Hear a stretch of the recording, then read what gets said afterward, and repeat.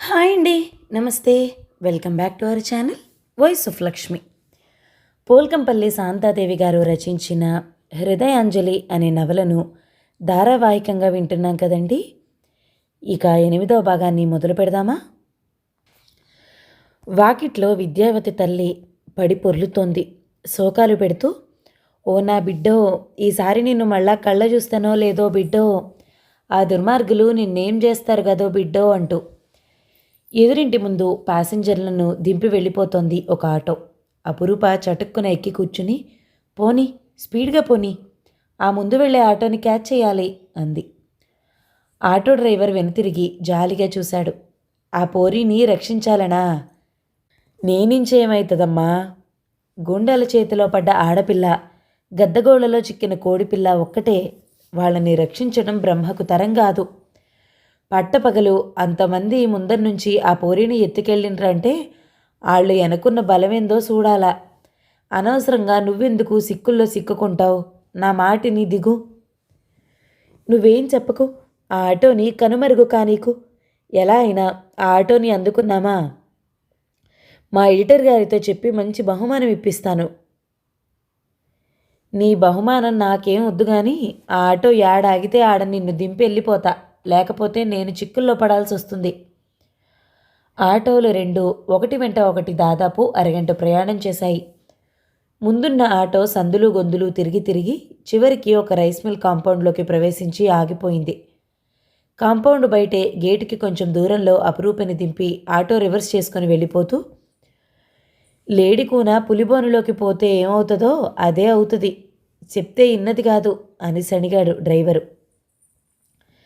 Gate పక్కన మూసి ఉన్న రేకుల డబ్బా పక్కకు తప్పుకుని చూసింది అపురూప. గేటు మీదున్న ఆర్చీలో భీమయ్య రైస్ మిల్ అని రాసి ఉంది. చూస్తూ ఉండగానే విద్యావతిని తీసుకొచ్చిన ఆటో వెళ్ళిపోయింది విద్యావతిని దింపి. ఈసారి ఆటో ఖాళీగా కనిపించింది. అంటే విద్యావతిని లోపల కనిపిస్తున్న బిల్డింగ్లోకి తరలించుంటారన్నమాట.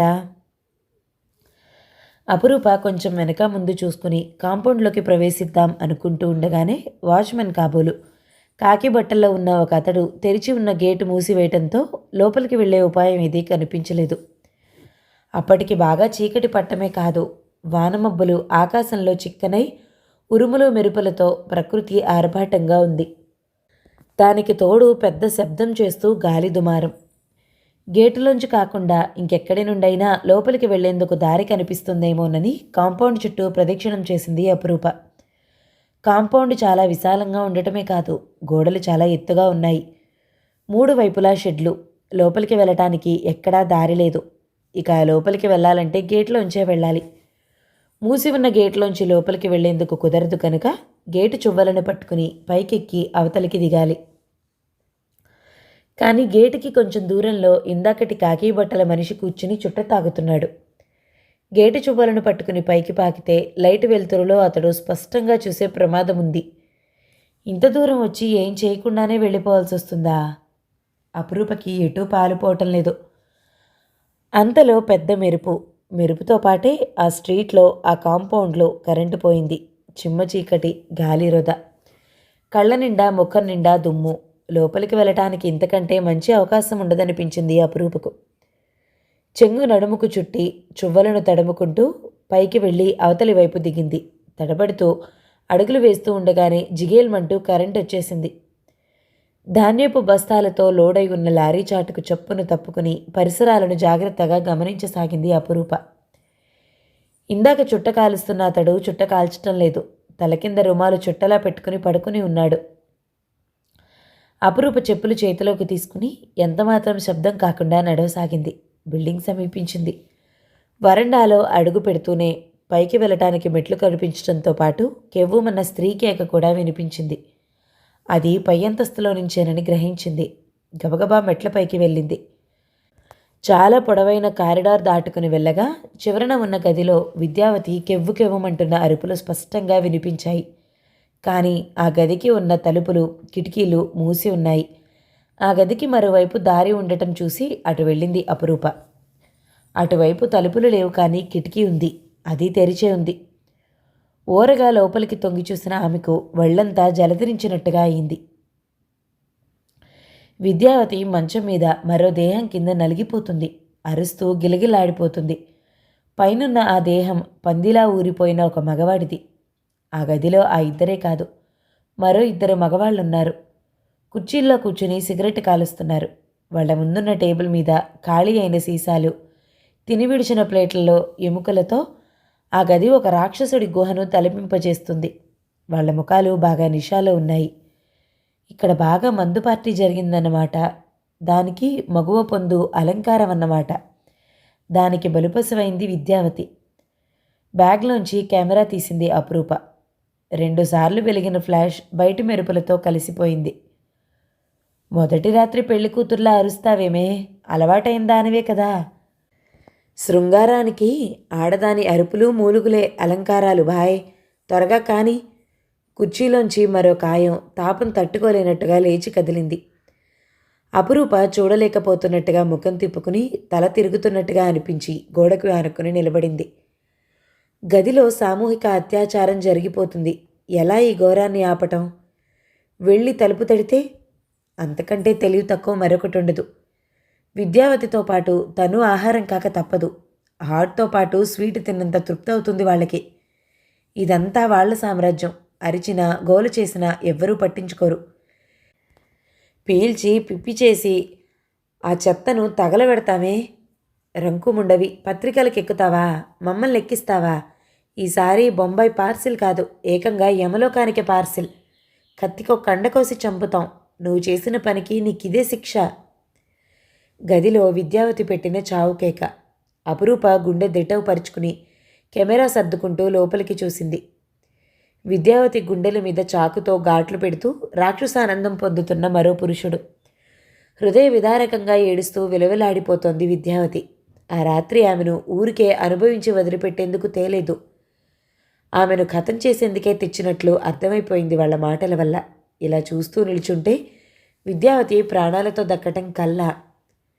కదలబోయే ముందు మరోసారి క్లిక్కమనిపించింది కెమెరా. ఎక్కడిది వెలుగు? ఎవరు? కిటికీ దగ్గర. రే గిరి! హడావిడిగా అరుస్తూ తలుపులు తెరుచుకుని వాళ్ళు బయటికి వచ్చేలోగా శరవేగంగా పరుగు తీసింది అపురూప. వెనుక 2-3 వెంటపడినట్టుగా అడుగుల చప్పుడు ధన్ధన్మంటూ. సూటిగా గేటు వైపు దూసుకుపోయింది అపురూప. అప్పటికి వర్షం కూడా ప్రారంభమై ఆమెను తడిపేసి ఆమె చీర ఆమెకు బంధంగా మార్చేస్తుంది. 1-2 సార్లు కింద పడిపోయి నిలదొక్కుని గేటు చేరుకుంది. ఒకసారి ఎక్కి దిగిన అనుభవంతో ఈసారి గేటు ఊచల మీద చకచకా కాళ్ళు పెట్టి అవతలికి దూకేసింది. ప్రమాదం జరిగితే అలారం మోగినట్టుగా వెనుక ఆత్రంగా అరుపులు. పట్టండ్రా దాన్ని.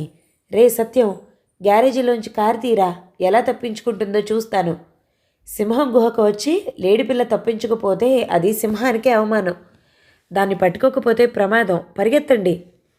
గేట్ ధన్మంటూ తెరుచుకుంటూ ఆమె వెంట పడ్డారిద్దరు. తడుస్తున్న చీర కాళ్ళకి బంధమవుతుంటే పడుతూ లేస్తూ ముందు అపురూప. ఒకచోట వాళ్ళకి చేయి చేస్తే అందింత దగ్గరలోకి వచ్చేసిందామె. అయిపోయింది నా పని అని కూడా అనుకుంది.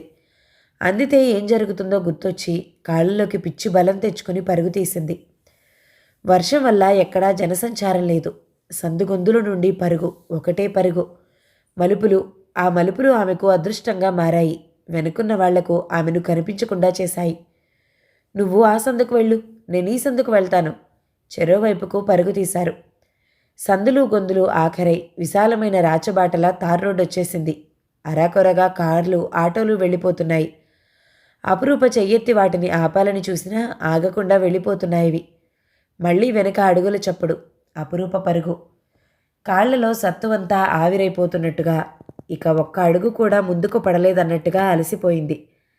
ఆయాసంతో గుండెలు ఎగిసిపడుతూ ఉంటే కాళ్ళు తేలిపోతున్నాయి. ఇక ఏ క్షణాన్నైనా రోడ్డు మీద స్పృహ తప్పి పడిపోయేలా ఉంది. ఆశాకిరణంలా దూరంగా కారుస్తున్నట్టుగా లైట్లు కనిపించాయి. ఆ కారుని ఎలా అయినా ఆపాలి. కారుకి అడ్డంగా పడైనా, ఆఖరికి కారు చక్రాల కింద పడైనా ఆపాలి. ఆ కారు ఆగకుండా పోతే తన జీవితమే ఆఖరైపోతుంది. వాళ్ళకి చిక్కిపోతుంది. వాళ్ళకి చిక్కిపోవటం అంటే పులి పంజాకి చిక్కిపోయినట్లే. తార్ రోడ్డు మీద మెత్తగా జారిపోతున్నట్టుగా కారు దగ్గరకు వచ్చేసింది. అపురూప చెయ్యెత్తి కారుకి అడ్డం పరిగెత్తింది. సడన్ బ్రేక్తో కారు ఆపకపోతే ఆమె మీద నుండి వెళ్ళిపోయేదే, ఘోరం జరిగిపోయేదే.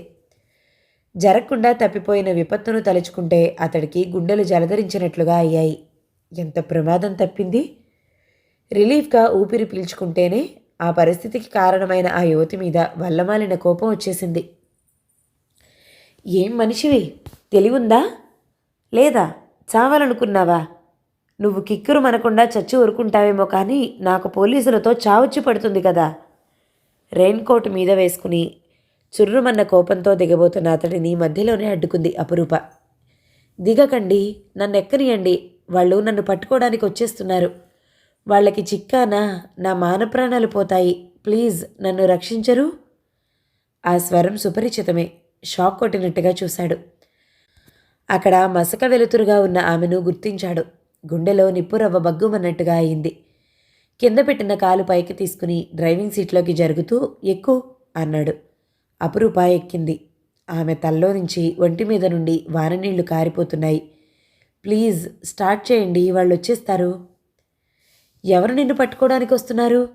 దొంగతనం చేసి పారిపోయిస్తున్నావా? అతడి స్వరంలో చురుక్కుమన్న వ్యంగ్యం.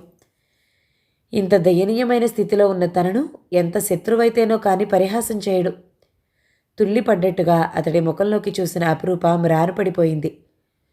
పులిని రెచ్చగొట్టినట్టుగా ఏ మనిషినైతే రెచ్చగొట్టిందో సరిగ్గా ఆ మనిషి పంజా కిందకి శరణాగతికి వచ్చేసింది. పెనం మీద నుండి పొయ్యిలో పడ్డ చందమైంది తన పని. కారు దిగితే వాళ్ళ చేతిలో పడుతుంది. కారు దిగకపోతే ఈయన చేతిలో బందీ అవుతుంది. ప్రతీకారం తీర్చుకునే అవకాశాన్ని పొగరున్న మగవాడెవ్వడూ వదలడు. ఇప్పుడేమిటి దారి?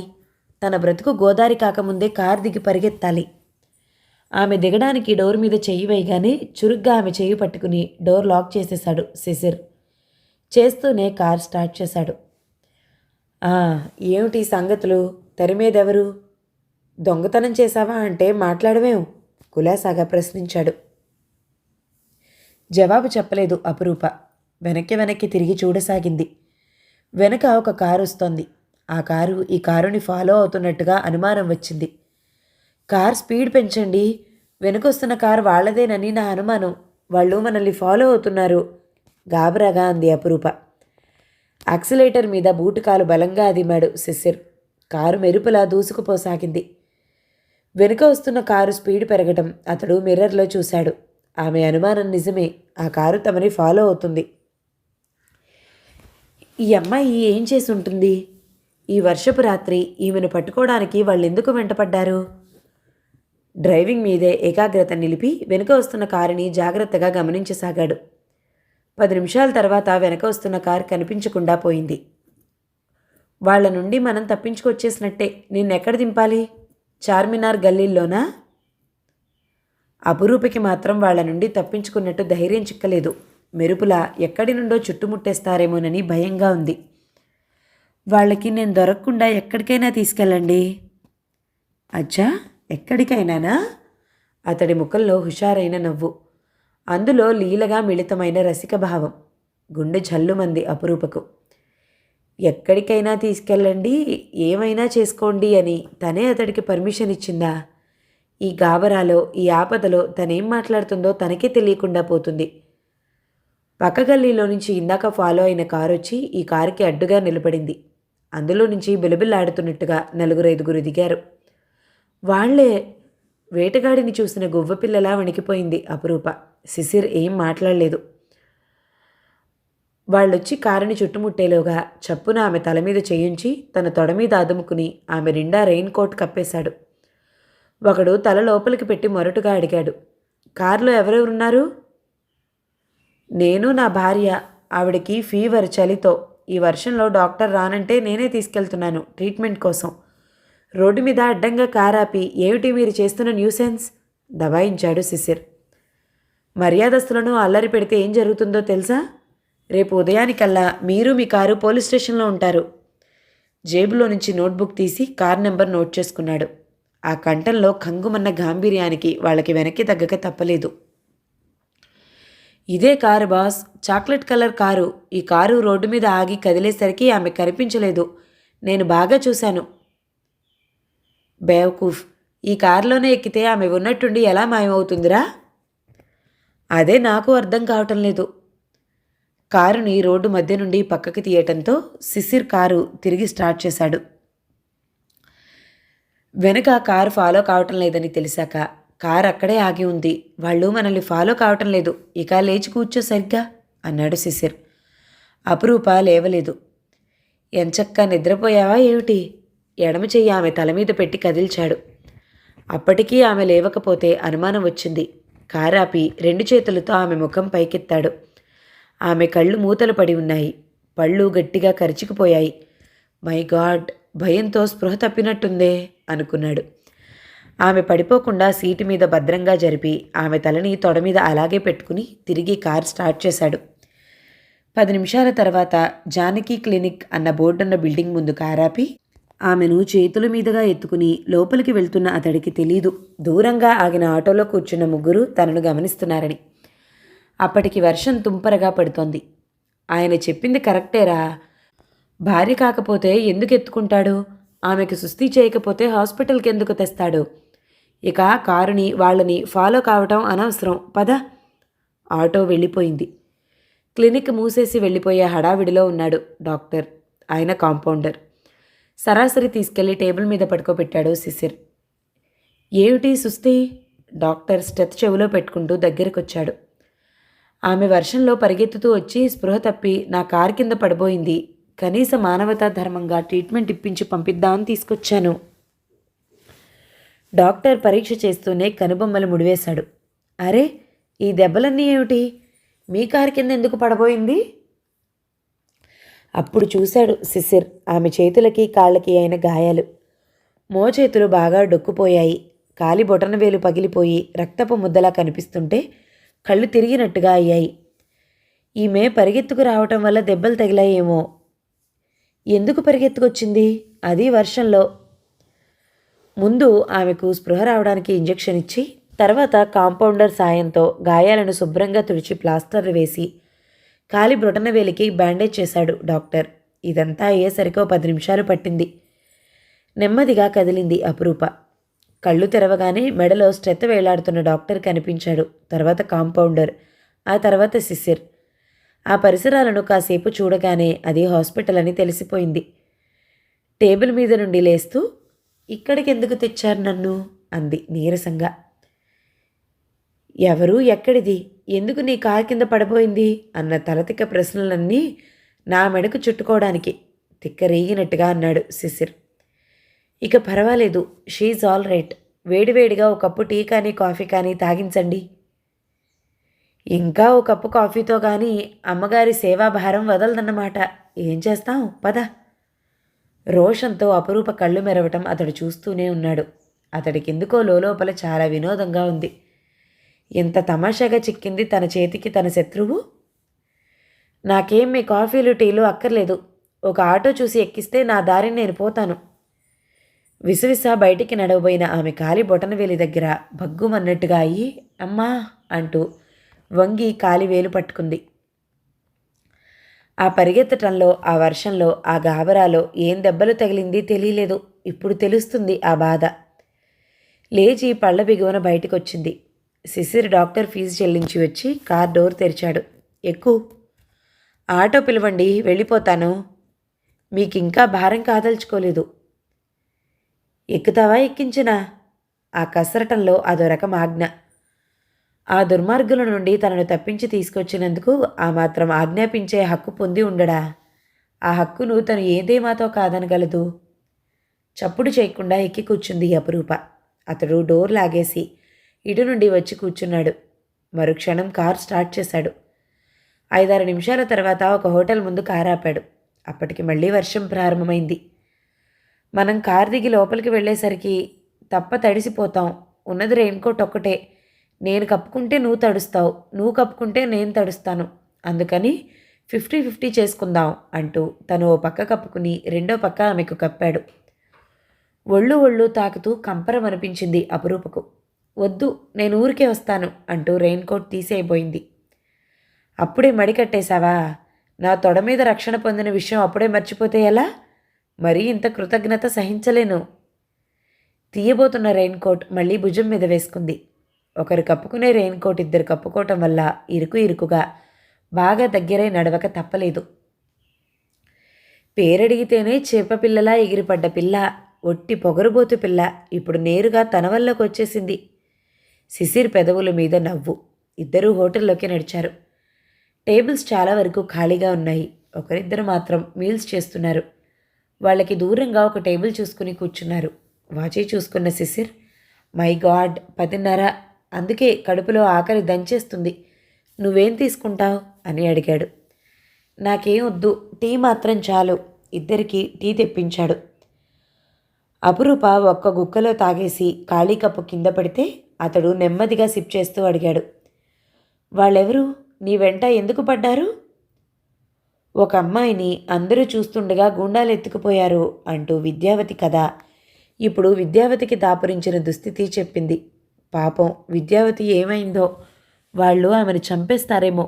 ఇంత కష్టపడి ఆమెను రక్షించలేకపోయాను నిట్టూర్చింది. ఎంత దుస్సాహసన్నిది! ఒంటరిగా దుర్మార్గుల డేరాలో అరుగుపెడితే ఏం జరుగుతుందో ఊహించలేని అమాయకురాలివా?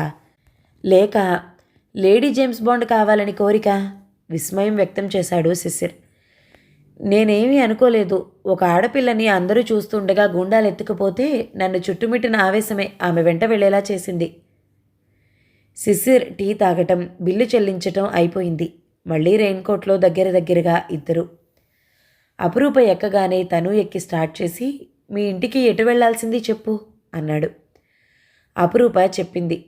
అతడు ఇంటికే తీసుకెళ్తాడా, ఇంకెక్కడికైనా వెళ్తాడా అన్న శంక లోపల పీడించసాగింది ఆమెను.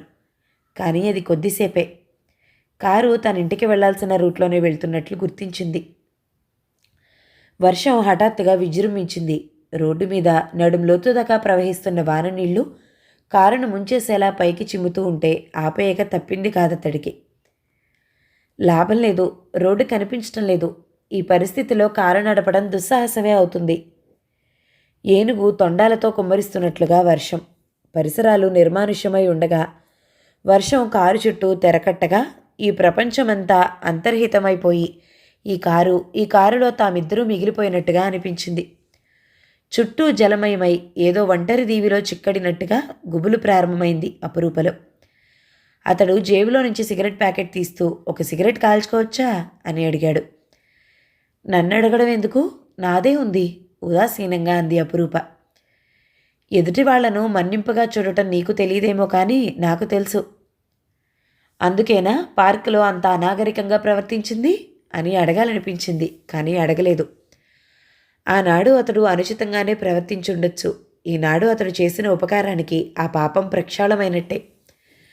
అతడు సిగరెట్ వెలిగించుకుని గుండెల నిండా పొగ పీల్చి వదులుతూ తాపీగా బయటికి చూడసాగాడు. కిటికీలన్నీ మూసేసిన కారులో ధూమకేతువు నిండిపోగా శ్వాస ఆడనట్టుగా అయ్యి దగ్గసాగింది అపురూప. అతను వెంటనే సారీ అంటూ సిగరెట్ బూటు కింద వేసి నలిపాడు. వర్షం ఎడతెరిపి లేకుండా కురుస్తూనే ఉంది. ఇప్పుడే ఆగేట్టలేదు. అతడు హఠాత్తుగా అడిగాడు, ఇప్పుడైనా నీ పేరు చెప్పవా? నా పేరుతో నీకేం పని? పేరులోనే పెన్నిది ఉంటుందట. నాకెవ్వళ్లతోటి పరిచయాలు పెంచుకోవటం కానీ పెట్టుకోవటం కానీ ఇష్టం ఉండదు. గాజుల షాపులో నువ్వంత రాక్షసంగా ప్రతీకారం తీర్చుకున్నప్పుడే అనుకున్నాను నువ్వొక ఒంటి స్తంభం మేడలో పెరిగిందానివని, నీ గుండె ఒట్టి బండా అని. నేను మేడలో పెరిగిందాన్ని కాదు, పూరి కొంపలో, అద్దె కొంపలో చాలా కష్టాలు పడుతూ పెరిగాను. అన్నీ పోగొట్టుకున్నా పరువు ఒక్కటే పోగొట్టుకోకుండా కాపాడుకుంటూ వస్తున్న కుటుంబం మాది.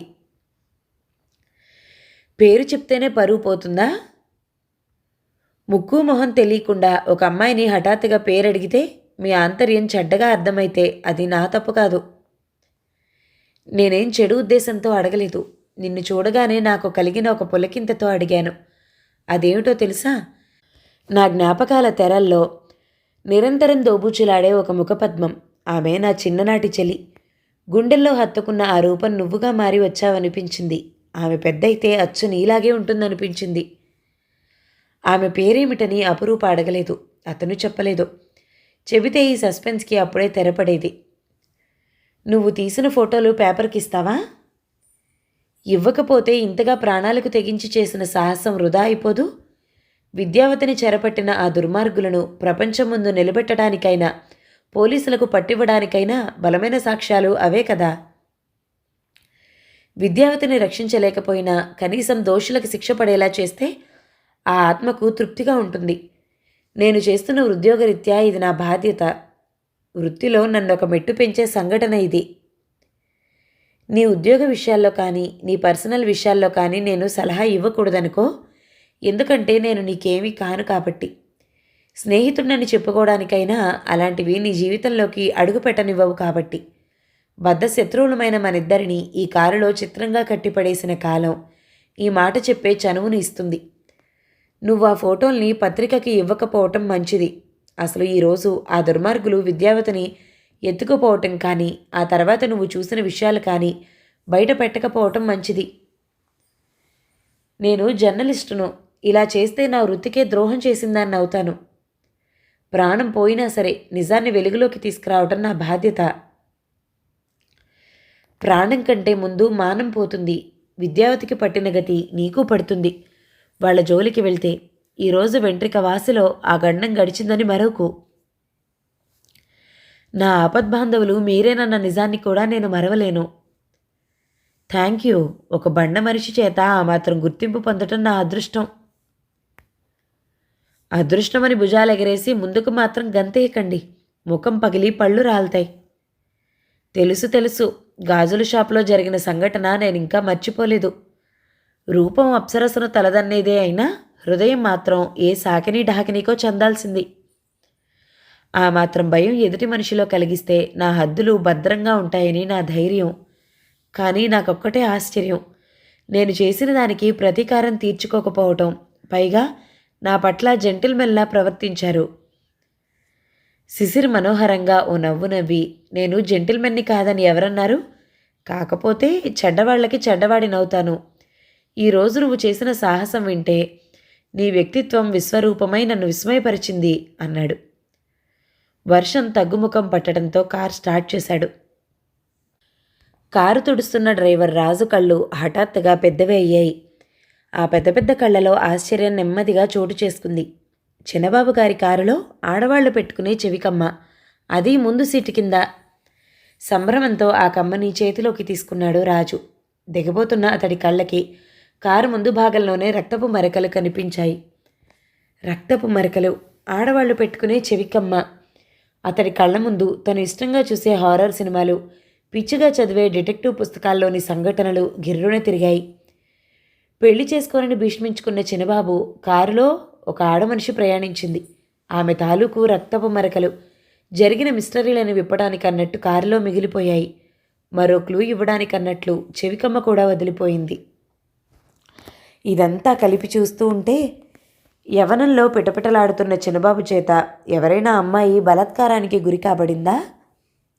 ఆ ఆలోచన రాగానే తన చెంపలు తనే వాయించుకున్నాడు. ఆడపిల్లలకేసి కన్నెత్తైనా చూడని చిన్నబాబు ఓ ఆడదాన్ని బలాత్కారం చేయడం ఏమిటి? మరి ఈ కమ్మ, రక్తపు మరకలు? ఢిల్లీ నుండి వచ్చి దిగిన అమ్మాయి కాదు కదా. నిన్న మొన్న చిన్నబాబుతో ఆ అమ్మాయి తిరుగుతుంది. కానీ ఈ కమ్మ ఆ అమ్మాయి చెవికి తను చూడలేదు. ఆమె చెవులకి చాలా పెద్ద పెద్ద రింగులున్నాయి. ఈ మిస్టరీ ఏదో విప్పే వరకు అతడి కుతూహలం ఆగలేదు. డిటెక్టివ్ భగవాన్, డిటెక్టివ్ భయంకర్ మొదలైన పెద్ద పెద్ద డిటెక్టివ్లంతా సాక్షాత్కరించి అతడికి స్ఫూర్తినిస్తున్నట్లు చేయి ఊపారు. కమ్మ చేతిలో అలా ఎత్తిపట్టుకుని చెట్లపాదుల్లోకి నీళ్లు వదులుతున్న తాత దగ్గరికి వెళ్ళాడు. చిన్నబాబు గారి కారులో ఆడవాళ్ళని ఎవరినైనా చూశావా? చిత్రమ్మ చిన్నబాబు కలిసి తిరుగుతారుగా. అప్పుడప్పుడు అమ్మగారు కూడా వెళ్తూ ఉంటారు. నేను అడిగేది నిన్నటి సంగతి. నిన్న చిన్నబాబు మీటింగ్ నుంచి వచ్చేసరికి సాయంత్రం 4 అయింది. చిత్రమ్మ గారు సినిమాకి వెళ్దామంటే క్లబ్కి వెళ్ళాలంటూ చెప్పిపోవటం నేను విన్నాను. మళ్ళీ రావటం చూసావా? గేటు తెరిచింది నేనేగా. చిన్నబాబు ఒక్కరే ఉన్నారు. రాత్రి 11 దాటింది. కారు హారన్ శబ్దం విని వెళ్ళి గేటు తెరిచాను. ఇంత రాత్రైందేం బాబు అని అడిగాను. సాయంత్రం కుంభవృష్టిగా కురిసిన వర్షంలో రోడ్లు నడుం లోతు దాకా నీళ్లు మునిగిపోయాయని, కారు కదలడం కష్టమైందని చెప్పారు. చిన్నబాబు వచ్చినప్పుడు కూడా ఇంకా వర్షం కురుస్తూనే ఉంది. 8వ భాగం సమాప్తం. మిగతా నవలని తర్వాతి భాగాలలో విందామండి. నవల మీకు నచ్చినట్లయితే లైక్ చేయండి, షేర్ చేయండి, మంచి కామెంట్ చేయండి. మన ఛానల్ని తప్పకుండా సబ్స్క్రైబ్ చేయండి. Thank you so much for watching. నమస్తే.